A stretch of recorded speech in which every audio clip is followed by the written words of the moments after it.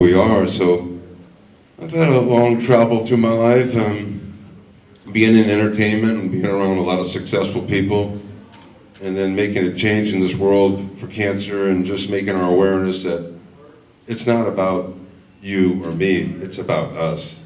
And once we really realize that change can be made. I mean, we're remembering tonight what these coaches have done and uniting ourselves together for a change in our life as we are getting a little older as I look in the mirror. But I enjoy these wrinkles because they have a story to be told like Hans has, and I appreciate the opportunity. I've been working a lot with the Giants, and I see how winning is within.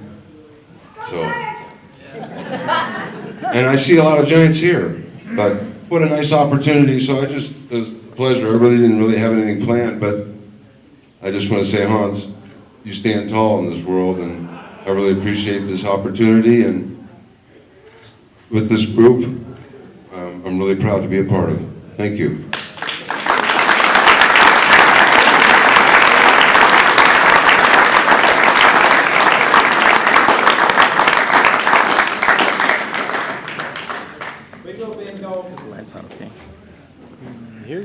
And now we'd like to hear from Mr. Bob Peters.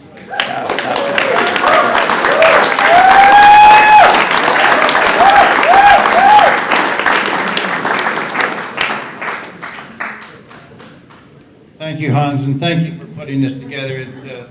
And thanks for having me follow a voice like Bender's. You know, I know that I would keep this short. I've not been known to give short speeches before. And I want to thank Hans for probably one of the best eulogies I've ever heard about myself so far. That was nice of you, Hans. You know, I went to the right mine, okay? You did. This is quite an honor, and to be able to see my friends again, and Jerry probably maybe for the first time, and Jack, to have you here. I know there's lots of, we all have some difficulties in our life for sure, and what David is doing, I wish you had a chance to explain a little bit more about exactly what they're doing. You can read about it, but it's marvelous. I've been in some of those cancer.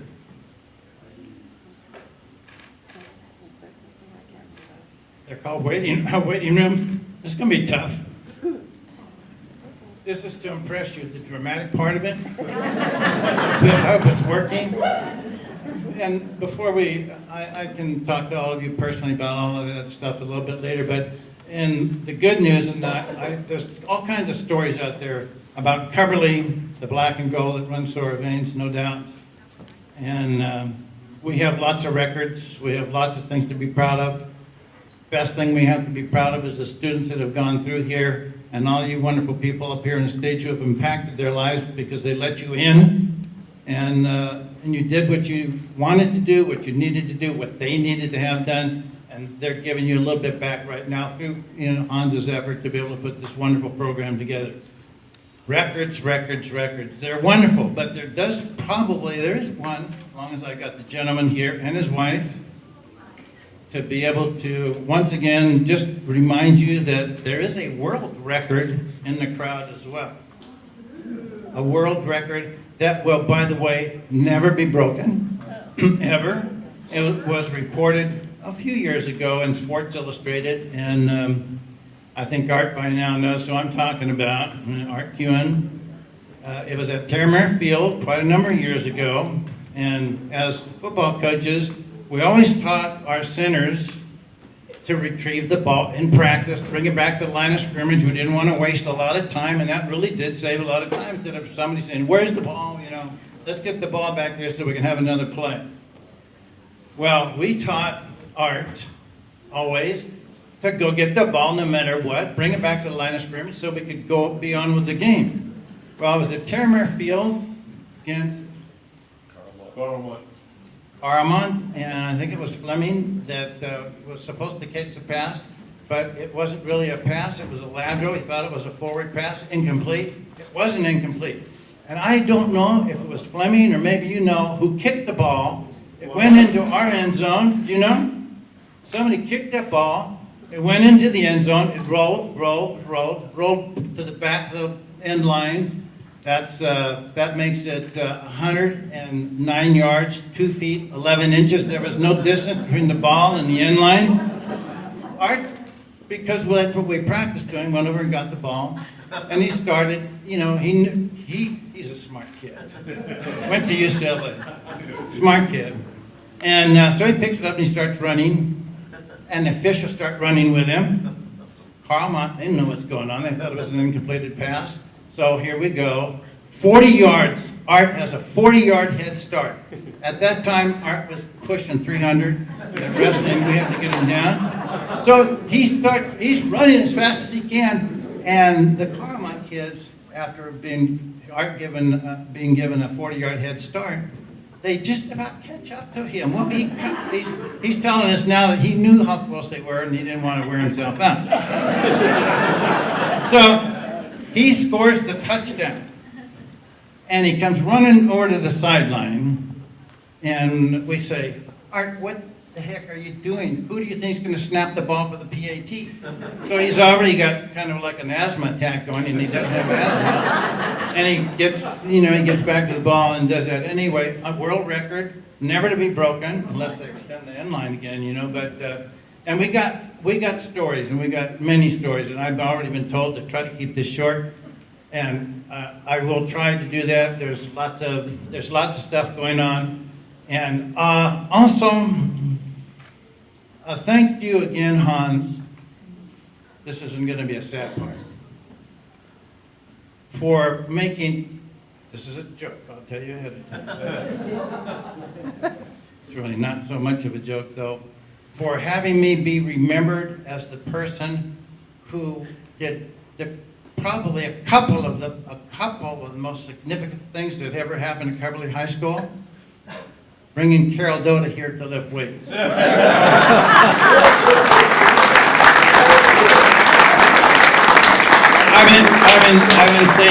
been saving that one for you. And I don't know why. Look, I don't know why I'm being singled out. These guys up here and gals up here, they have done so much.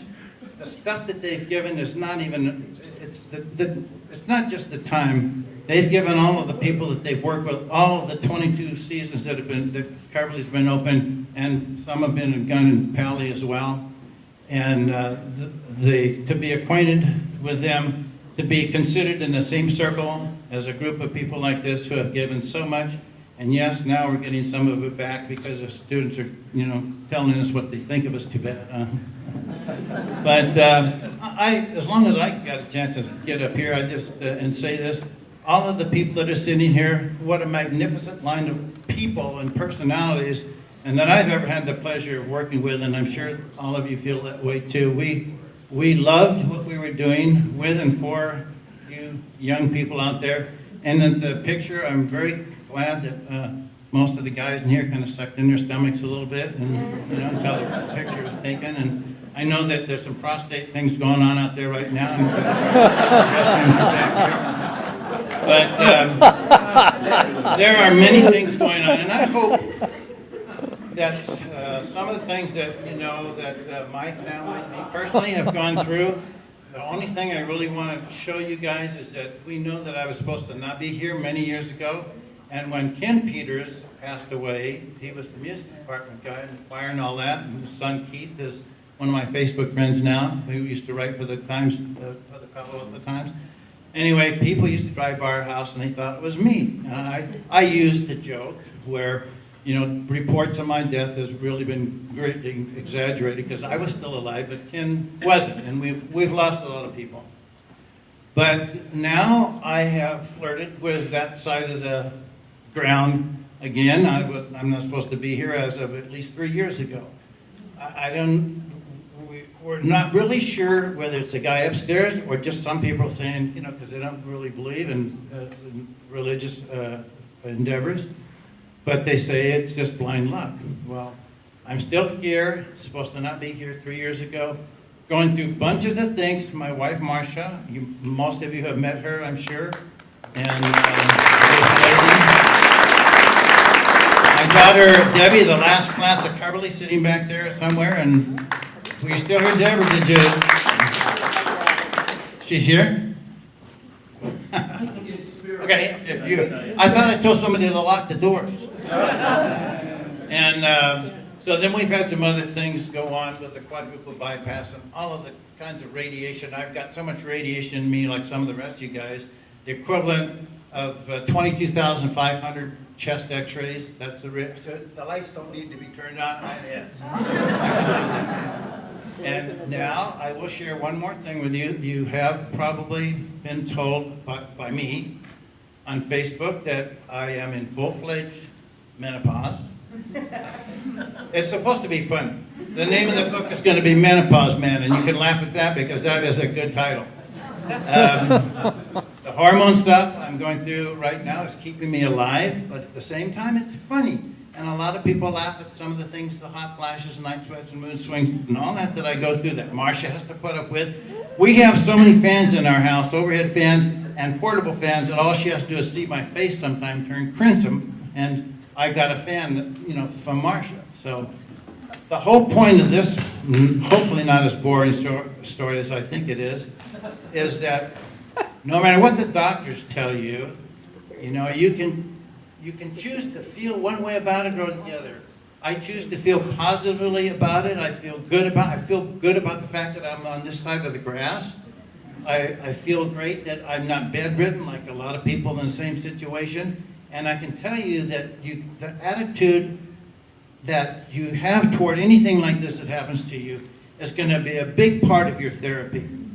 The other part of the therapy is all of the good words and wishes that I've heard from all of my former students and athletes, and I'm not talking about just athletic students either. And those kind words we think, Marcia and I think that those are the things that so far have kept me going and kept me feeling good, and I feel really great. Physically, there are days, like there are with everybody, but honestly, I feel as good, and I'm not pretending all the time just to make other people feel good. So there's hope with whatever you're doing and with what David is doing for the waiting rooms across the country with cancer, so that people who are waiting in those rooms, which are pretty dreary, can have something pleasant to look at while they're waiting, and that's part of the program that he's continuing to work on and improving.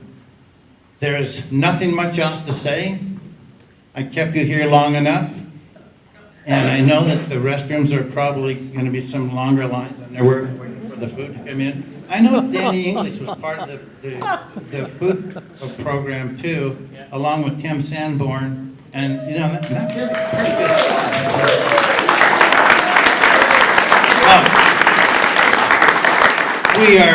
We are hoping to get back from Georgia. We've been there for 10 years, and we were going to come back 5 years ago. But then I got more doctors than I got IQ, and so we are coming back, and hopefully we'll make some real serious plans about it before the end of this year, and then get back here where we think we belong, because my friends here, my friends out there, what do you have without your friends and acquaintances? Facebook is fine, but honestly, I loved hugging all of you guys today. So, with that, and Hans, terrific program. Thank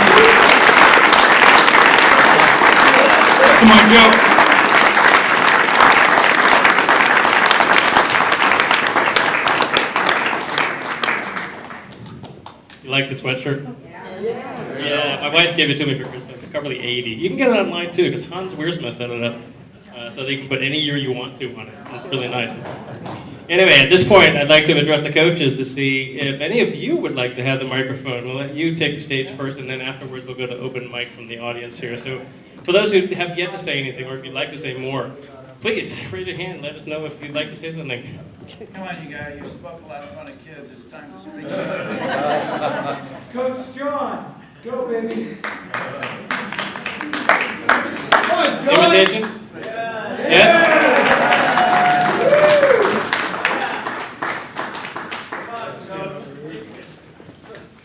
This is the speaking there.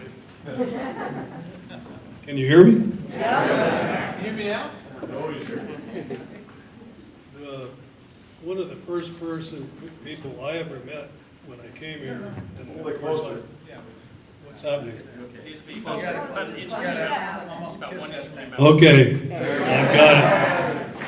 one of the first people I met coming to Carverly was Bob Peters, and he, of course, had me to his home and his wife Pat, and met the family. And, I've been many places all over the world and different things, but I truly didn't quite understand what was happening to Bob until this very moment when I heard him talking here. And I'm somewhat just wondering how he can be so strong and carry on. And he and I have shared so many things. And I can tell you, he's a real all-American Carverly Cougar.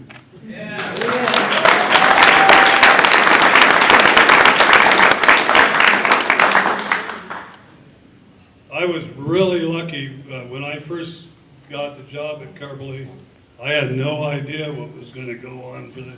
I had, in fact, written a few people I knew in D.C. to see if I could get a job overseas where I had come from when I was in the Peace Corps for Indonesia for 2 years.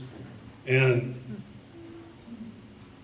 I was also, at the same time, actually getting ready to go in the Navy for flight training, because I was just about through the lottery type, but I was turning 25 in October, got the job coming here in September.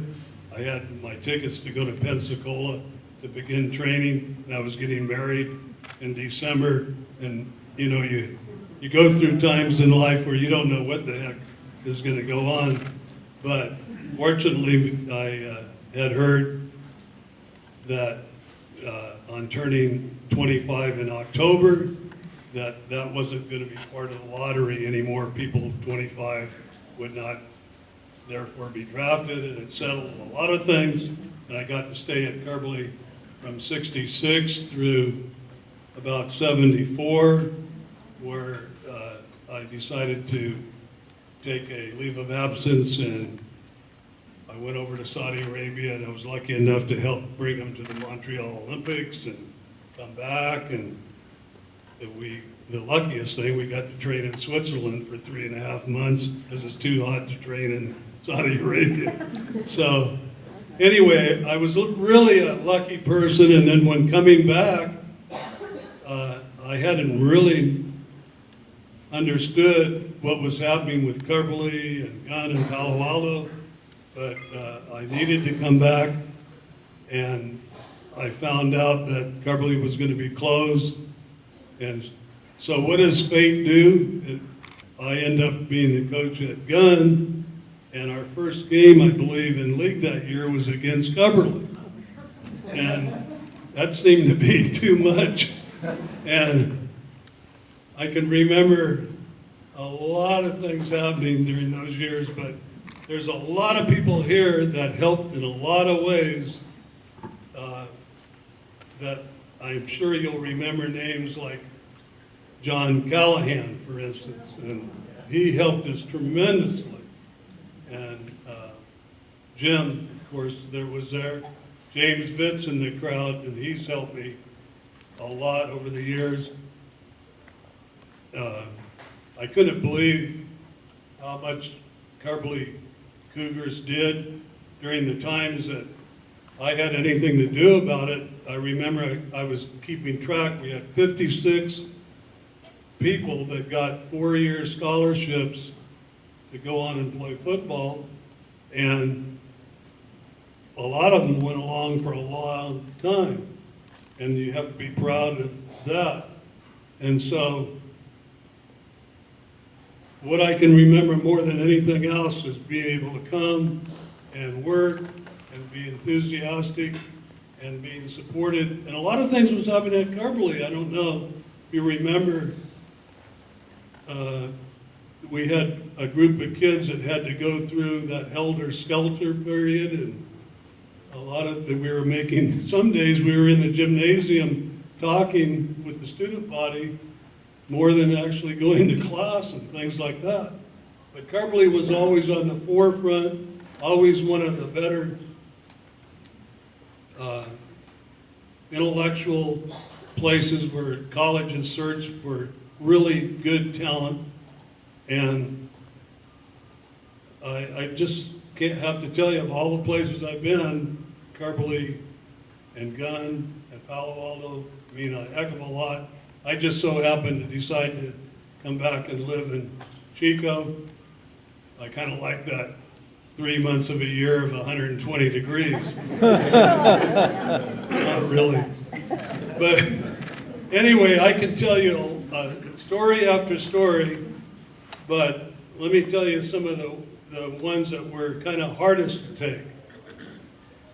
We had been lucky enough to win all of our games one year, and we even beat, I think it was Monte Vista at Foothill College in a driving rainstorm. And our next game was going to be down at the San Jose Stadium, and that morning our all-league quarterback was taken with kind of a laryngitis, and he was unable to play. And if you were at that game, some of you might remember the fog rolled in. We were playing St. Francis. And Carberly really and truly had probably one of the better teams I've ever seen in high school. And they used words like juggernaut and, you know, things that you wouldn't really believe would be said by a high school team. And we ended up losing that game by 1 touchdown. And I can't tell you how disappointed I was, but the Carberly Cougars held in there, and even without their quarterback, were able to present themselves as a great team. And I can just tell you that there were some nights that were very disappointing coming home. That night was one of them. But there were also some other fantastic things that had happened. I remember a night at Terramere Field where we were playing Sequoia High School, who had Terry Beeben and all these great players in the past. Carberly took their share of beatings from Sequoia High School, but for those years we were a little better, and one of our running backs was coming off the sidelines, and some of the players of Sequoia, the way I saw it, knocked him down from behind. And our kids were so excited. We ended up winning that game 73-3. And we only had about 32 players, and we played everyone. And yet the next day the newspapers came and said, hey, you really ran up the score, and one of the cheerleaders' parents called and said I ruined her life. But I do remember the year after they came down here and played, and although we only beat them 40-0, nobody's life was ruined. I think we made them a little bit better for their next game.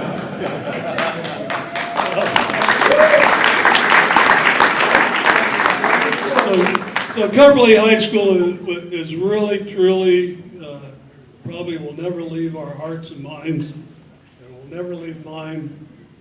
And I can tell you, there was just one day at Gunn High School, I think I had a physical education class, and what we were doing is playing softball.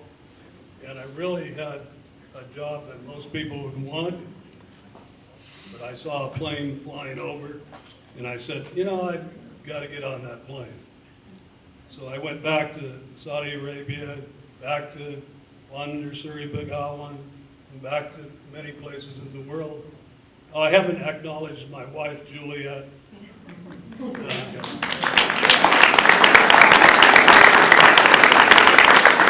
I think she's traveled farther than anybody via Chico from the Philippines. So anyway, great things, great bunch of people. No prepared speech from me, I'm sorry, but if anybody has the time, I'll talk to you for hours about how great the school is. So thank you very much, and somebody else has to get up there.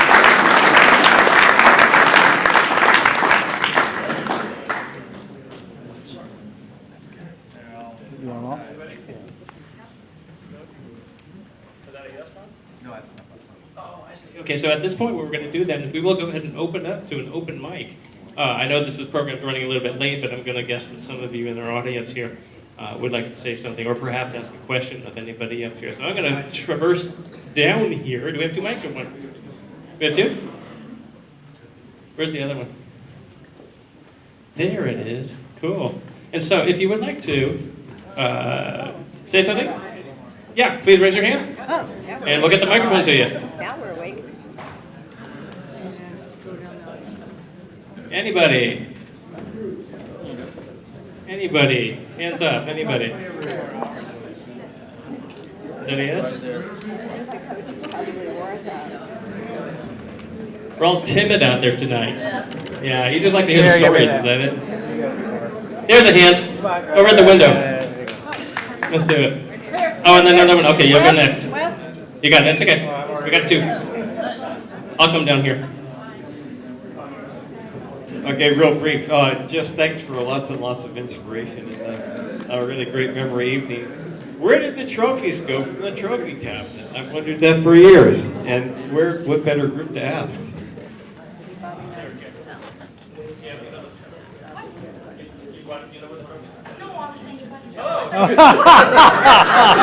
Unexplained mystery.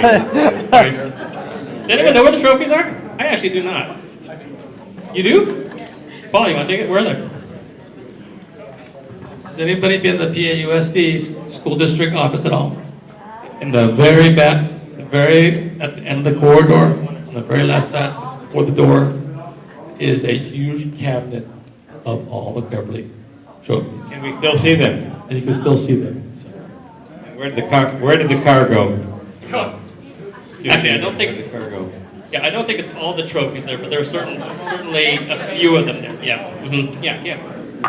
I just want to say one thing. I'd like to thank Hans and everyone who put this on, and thank the students who came back and who gave us all those hugs and kisses, and it was really, really nice. And I like hugs and kisses, and you all look so wonderful, and it's really great to see you all, and thank you for taking the time out to come here, and it was just a lot of fun for that reason alone. So thank you for having this for us.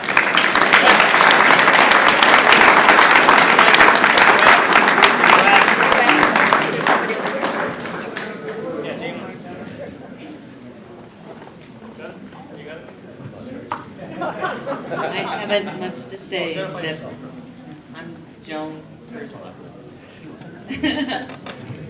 I met the love of my life. But I just want to thank all of you guys for everything that you gave us in all the years that we were here. You've been very, very special people in our lives, and it made it very nice for us. All of you, thank you again.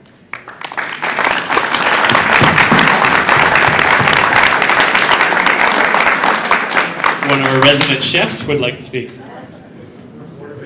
Hello, my name is Dan English, and I want to take this opportunity to thank all of the coaches for not only what they've shown me and guided me through in my life, but I'm the youngest of 5 siblings.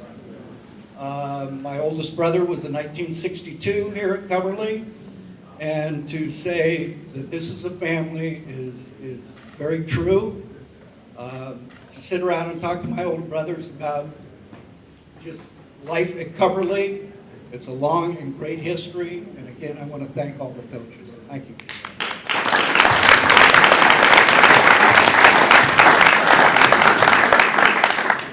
Hi, my name is David Tertian. I'd like to thank Coach Peters and Coach Second for being a very big influence in my life. Thank you so much for being part of my life.